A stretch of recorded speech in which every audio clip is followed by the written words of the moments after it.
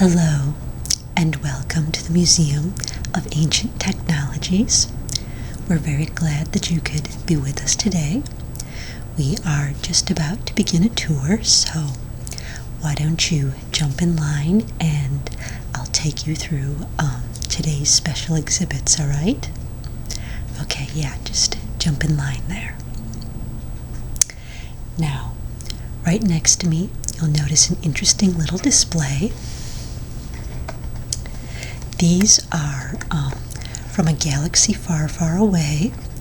This was an ancient technology known as a holocron, and this one is a Jedi holocron. Is anyone here familiar with Jedi Knights? You are? Okay, excellent. So you have a little bit of knowledge of the history. So the Jedi used to use these holocrons as storage cubes for the different Jedi knowledge and wisdom, and they could only be opened by people who were very adept at the Force. This is not a working holocron. This is more of a replica. It's one where all of the knowledge and wisdom has been removed, which is why I don't need to have any of the space wizard power to unlock the holocron. And once it was unlocked, the opener would have access to all of the information that the many Jedi before them had put into it. And so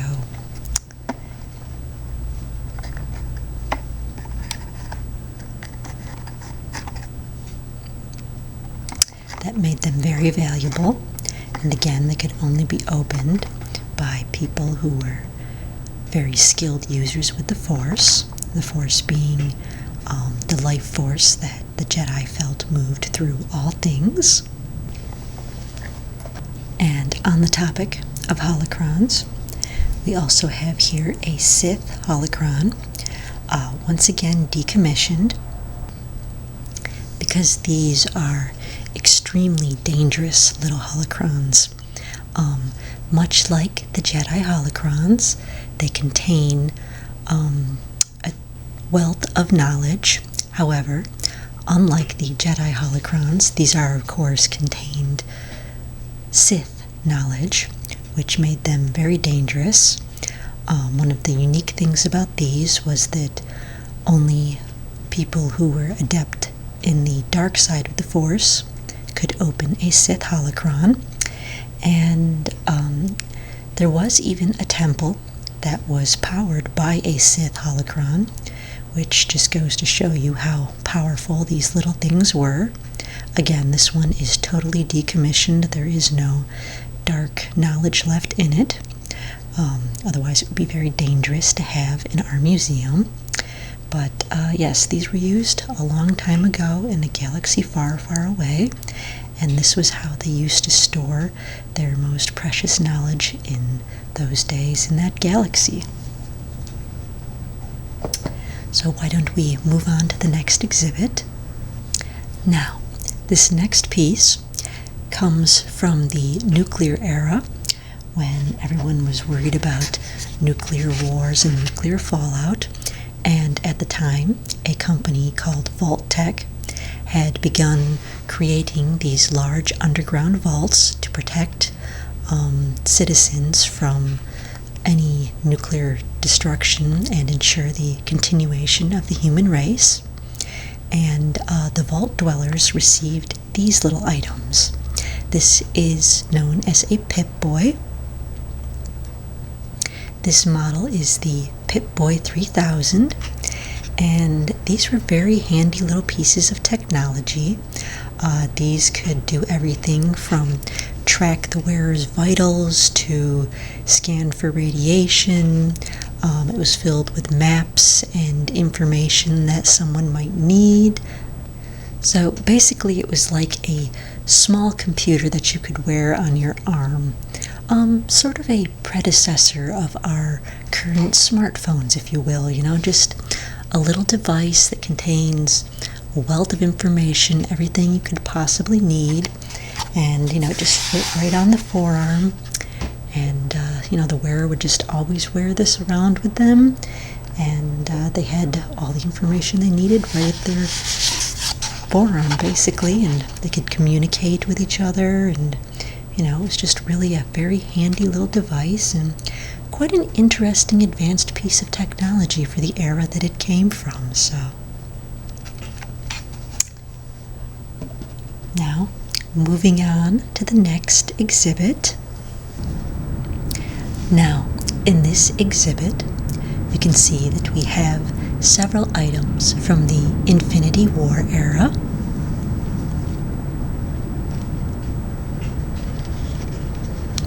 This is a replica of the Infinity Gauntlet, and this was used by an ancient being named Thanos, who decided that he would save the world by destroying half of it. It was really a strange concept, but he kind of felt that there were too many people in the universe, and if he just got rid of half of them, then the ones who remained would do better. So I don't think he really thought that through very far, but not really the greatest idea, but villains don't always have the best mindset. But he had a gauntlet fashioned for him, and then he filled it with the Infinity Stones, which he collected one by one. These are, of course, just replicas of the Infinity Stones. The real ones are no longer with us. And once he had the entire gauntlet filled with the Infinity Stones, he had all the power he needed to snap his fingers and wipe out half the universe.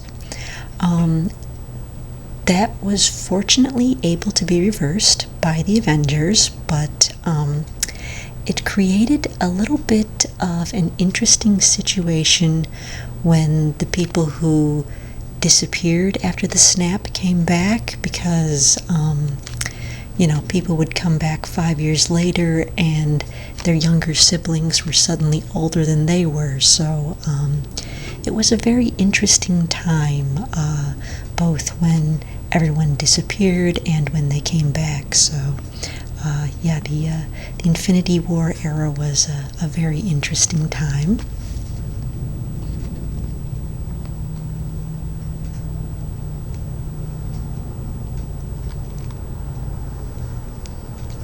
And speaking of Infinity Stones, we have here a replica of the Tesseract, which contained the Space Stone at one time. Again, just a replica. If this were real, I wouldn't be able to touch it with my bare hands without being whisked off to another dimension or something like that. So, fortunately, just a replica, perfectly safe to touch, and just little LED lights instead of a space stone inside to make the lights. But this was a very interesting thing. Again, it could open different portals to different worlds and dimensions, and as I mentioned, could not be touched by mortals. Certain beings who had great power were able to touch it, but if you were just a simple little human, you wouldn't want to touch this with your bare hands, or who knows where you might end up. There was one guy who touched it, and he was whisked away to Vormir, where he was actually chosen to become one of the guardians of one of the other stones. So that was an interesting turn of events for him. But again, this was about the same time as the gauntlet, not its creation, of course.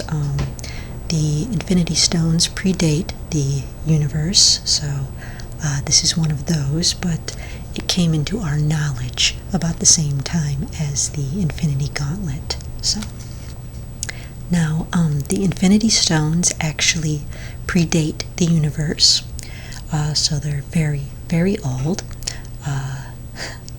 very ancient technology, which obviously some beings knew how to use, such as Thanos, who decided to put them all into into a gauntlet to do nefarious things with. So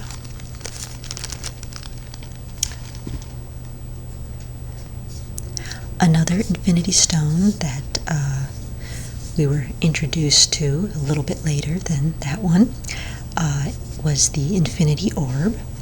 And what this was the container for the Power Stone. And again, this is just a replica. If this were the real Power Stone, I would pretty much be disintegrated right now because mortal humans can't touch this without being disintegrated.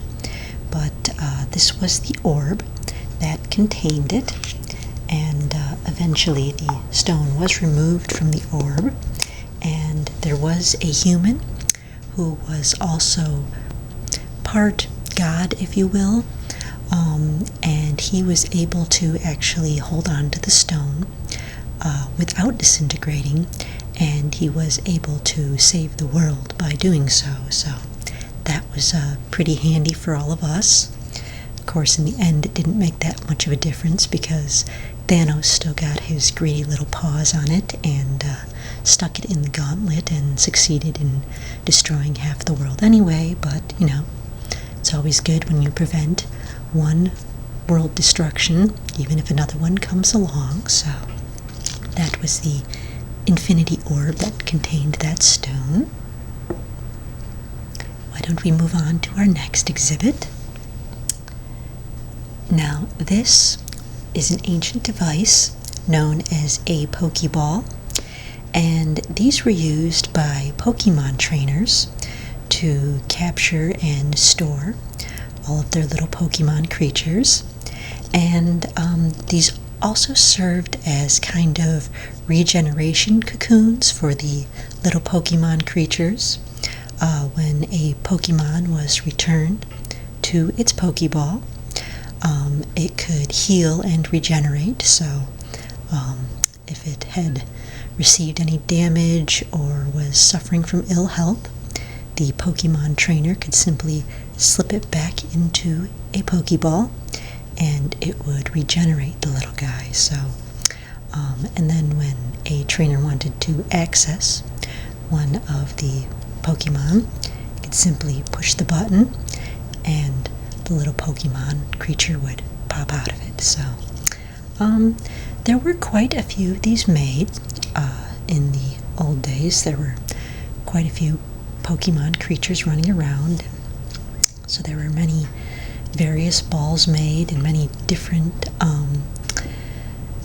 designs. This one's kind of the simple red and white design, but they were produced in many different designs. So because they were a fairly common technology in the Pokemon era, and yeah, we often find these around. So this is the one that we have in our collection, but many times people just find them out and about in different areas that Pokemon creatures frequently inhabited. So if you're someone who likes to collect things, always keep your eyes out for a few of these because they're one of the museum artifacts that you can still find on your own. So that makes them kind of a fun feature.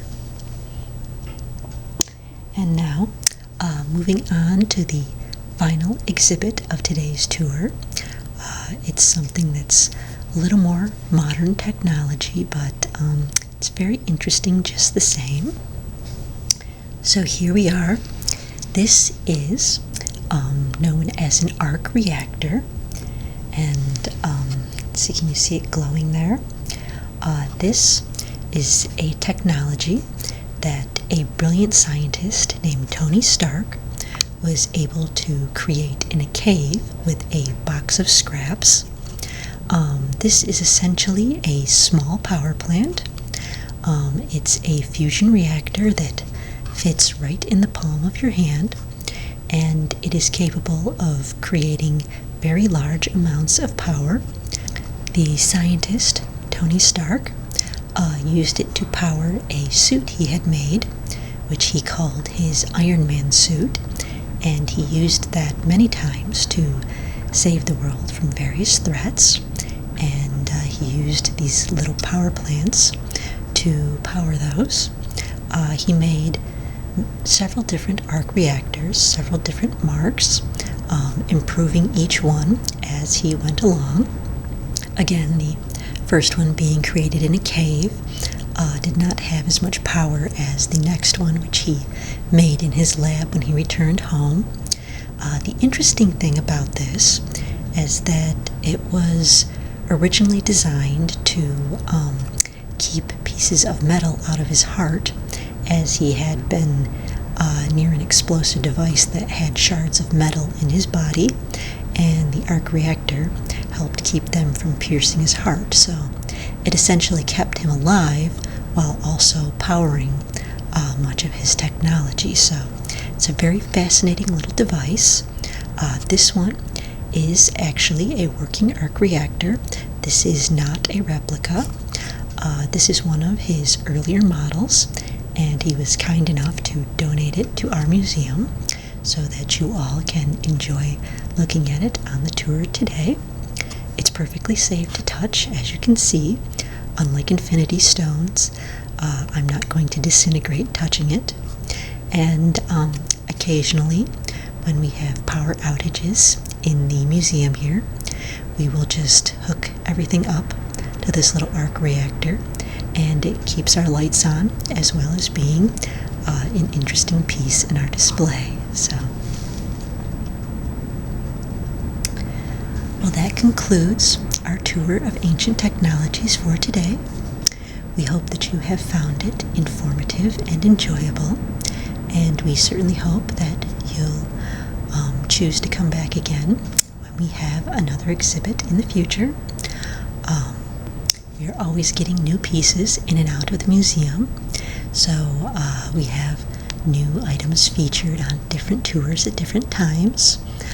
On your way out, if you stop by the door, you'll be able to see all the different events that we have coming up, so hopefully you'll find something that appeals to you. And if you're so inclined, you can leave a donation for the museum.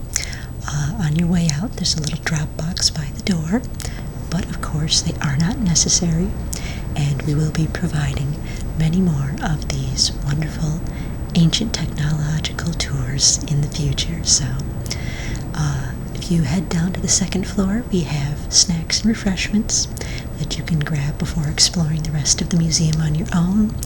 We have many exciting exhibits to see, little information plaques about each one, and if you have questions about anything, please don't hesitate to ask. Either myself or one of the many other tour guides that you see walking around will be available to answer any questions that you might have. So, once again, thank you for choosing to come on today's tour, and now go ahead and scurry off and find some more wonderful things to see. Have a nice day.